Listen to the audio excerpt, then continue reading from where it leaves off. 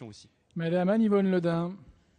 Monsieur le Président, cet accord national interprofessionnel signe de nouvelles méthodes de travail entre les salariés et le patronat. C'est une innovation majeure. La négociation avant la loi et la loi qui entérine une négociation acceptable. Cet accord confirme le courage du gouvernement à changer les pratiques et les habitudes et à assumer que le dialogue est un préalable à la loi. Mais la loi est là, car 3,5 millions de chômeurs sont là, c'est trop et ça suffit. Je ne veux pas vivre dans une société bloquée et je considère que les partenaires sociaux sont pleinement aptes à faire évoluer règles et pratiques, car en démocratie, dans nos sociétés développées, on avance pas à pas, car il y a une demande et un besoin constant de concertation, de débat, d'explication, et ce, à toutes les échelles, notamment pour tout ce qui relève de l'action publique. Ce dialogue plus attentif dans et pour l'action publique est efficace et productif. Il est donc temps de l'impulser dans le monde de l'entreprise, et ce, au bénéfice de tous, et donc des salariés.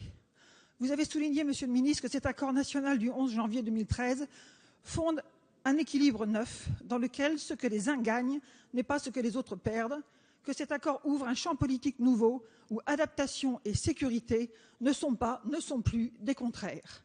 Non, cet accord ne consacre pas de renard libre dans le poulailler libre, car ce texte crée le respect partagé de règles et de principes partagés, car une entreprise est comme un bateau qui doit avancer par grand vent sur une mer dure, celle de la compétitivité mondiale et locale, et il y faut des forces communes et des bénéfices partagés par tous à proportion pour que chacun en tire avantage. Et oui, avantage.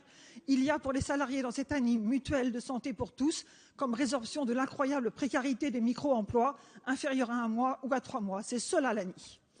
Alors oui, les inquiétudes et les craintes sont là qui s'expriment, Monsieur le Ministre, car la méthode que vous avez retenue est bien inhabituelle, bien peu classique dans cette France qui trop souvent s'affronte elle-même. Mais peut-on encore se résoudre à 3,5 millions de chômeurs en refaisant le passé? Non.